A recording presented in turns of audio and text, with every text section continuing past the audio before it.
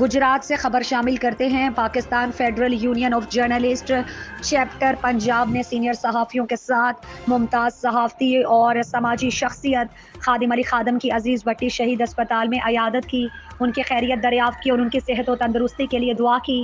وفد میں Pakistan federal union of journalist کے assistant secretary Muhammad Ismail Waraich, Pakistan federal union of journalist chapter Punjab کے صدر Shahid Chaudhry, general secretary Syed Azhar Shah, information secretary doctor Irfan Mughal, executive member Syed Asim Raza, international journalist کے general secretary Mehar Jamshed, Idris Ahmad اور دیگر شامل تھے۔ ممتاز شخصیت کے ساتھ ان کے بیٹے نوازش علی نوازش اور صابر علی صابر والد کی خدمت پر مامور تھے۔